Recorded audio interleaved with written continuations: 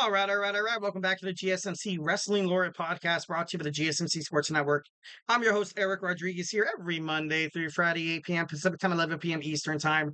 We're going to talk about everything in terms of professional wrestling. So just going to reflect on what we talked about real quick. We had our WWE SmackDown review, our WWE Monday Night Raw preview. We talked about WWE Bash at Berlin, and now we're going to talk about WWE NXT No Mercy. And we are rapidly running out of time, so let's go ahead and, kind of jet fuel this a little bit here. Don't want to go over it because be like, hey, Eric, why don't you just go live anyways? All right. So we have our WWE NXT No Mercy recap. We are live at the Ball Arena in Denver, Colorado. First match, we had Nathen Fraser and Axiom try to get their NXT Tag Team Championships back from Chase U. They were successful. They were overall the better team. And they were, I feel like Chase U, it was a short reign. Man, it was a short reign. Kind of bad. I feel kind of sorry in the way it kind of ended. But I kind of, I knew for them to lose the titles, Ridge Holland had to kind of, go back to the way he was. He destroyed Chase U after the match. Oh my God, it was crazy. And they have Thea just, Rich, no, Rich, like, and it's just like, oh my God, like, what do you expect, dude? Like, it's crazy. But I don't know. I feel like Rich Holland, he didn't really fit. I don't know. I kind of fell in love with the Rich Holland from Chase U. I thought it was actually kind of cool, but maybe that's just my, sensitive wrestling fandom talking. But, so now he's once again an outsider. Once again, he does not have a crew. He's probably going to fight Chase U for future. Maybe he finds a way to team up with Pete Dunne once again and make it super personal, where they challenge Andre Jace and do cuts in. But yeah, the way it kind of all happened out, I was like, all right, like it seemed a little forced. But I'm for it. I'm cool with it. Nathen Fraser and Axiom are an amazing tag team.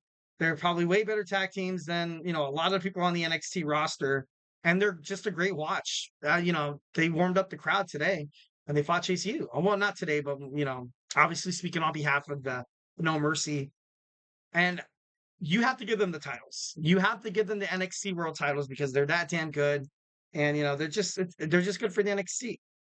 And then you saw the Rascals. You had Zachery Wentz and Trey Miguel challenge Axiom and Nathen Fraser for the NXT World Tag Team title. So it should be pretty cool to find out what happens next after that. Next, we saw Wes Lee lose to Zachery Wentz. It started off a little slow.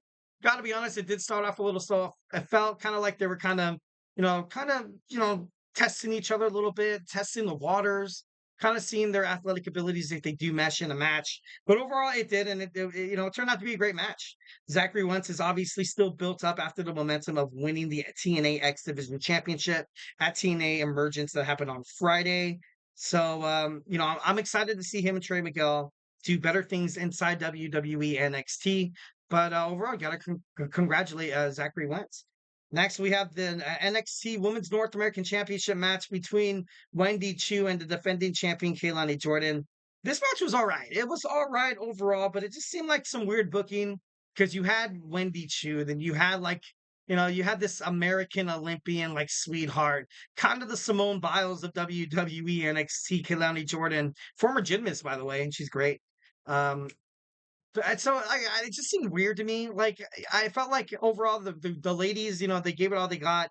The best part was probably once when the match ended, and I'm not trying to sound like a jerk, but then you saw Tatum Paxley get involved with Wendy Choo, and I was like, you know what, that makes sense. This makes sense. You kind of have two ladies that kind of come off the same like kind of spectrum in terms of like being weird, ominous, and like horrific. But I don't know. It just this match just seemed it was compared to like the men's matches, like it's kind of like seeing Bray Wyatt going up against like somebody like just think of a sweetheart that well, I don't know, that's kind of makes it kind of cool. Maybe I did miss some of this match, I'm just kidding, but I don't know, overall I just feel like it could have been better, could have been a lot better. But overall, Kelani Jordan did her thing, showed why she exactly is she's the best. She's the only one to hold the WWE NXT North American Women's Championship. And so far, she's lived up to the hype and she's doing pretty damn well, which I'm so proud of her. That's awesome. Next, we saw the NXT North American Champion Oba Femi defeat the Dawn of NXT Tony D'Angelo. Just a powerhouse bout. Just kind of two behemoths of power going at each other. So at the same time, it was kind of cool, but I was kind of like, all right.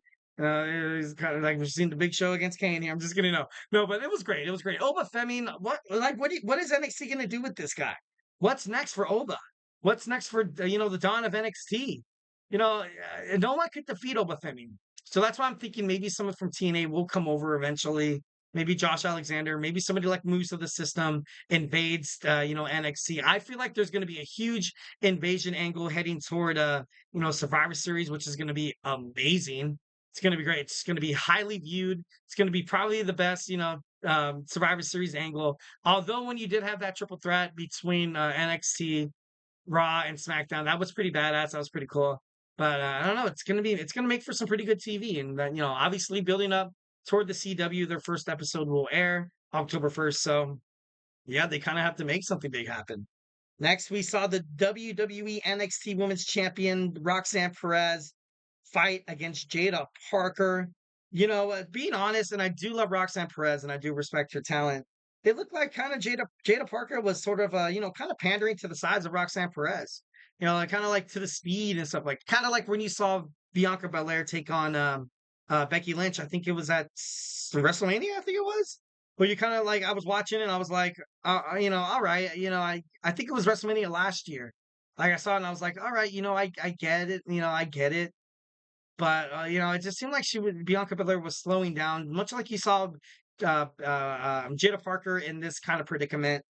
And I don't know, although Roxanne Perez is really very, very good, but Jaida Parker, she's a star to be noticed in the future. Once again, a match. It was a great match for Jaida Parker, win or lose. Post match, you saw Julia. Julia finally, after being rumored all over the professional wrestling industry, makes her debut. Finally confronts Roxanne Perez, and heading into October, maybe Roxanne Perez loses that NXT title. Maybe she does. It would make for some pretty good TV. But overall, I don't. She has represented the women's division very, very well. So can't be too skeptical about it. Next, we had Ava announce on No Mercy that there's going to be a triple threat match for a feature at the tag team title shot. There's also going to be an NXT title bout that will happen, that will be on the line on the very first episode of the CW's NXT premiering October 1st. I think that's great. I feel like I feel like that's appropriate. It's going to be awesome.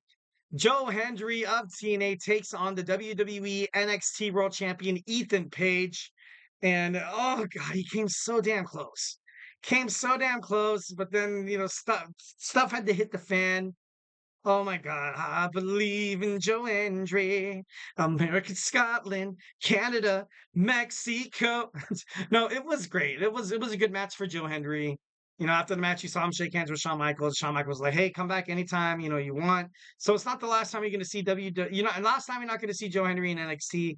But although I think maybe he is going to take maybe like a week or a week and a half hiatus, then Nathen Page has the title defense October 1st.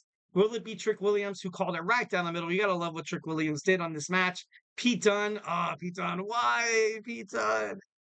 It was a good match. Overall, it was a good match, and Nathen Page retained the WWE NXT World Heavyweight Championship. And I guess we gotta love it. We gotta be content with it. We gotta accept it, which sucks because we believe in Joe. We believe in Joe. All right. So before we end tonight, just gonna hit on the WWE Women's Speed bracket real quick, which is kind of cool because I love this for the women. I love that they're getting their name out there. I love that women's wrestling has evolved so much, and I feel like this is groundbreaking. Although I'm not a huge fan of WWE Speed, I'm not a huge fan, but since it's here to stay, why not use it to promote some amazing talent? So we're gonna talk about it when we come back. So hey, do not go anywhere.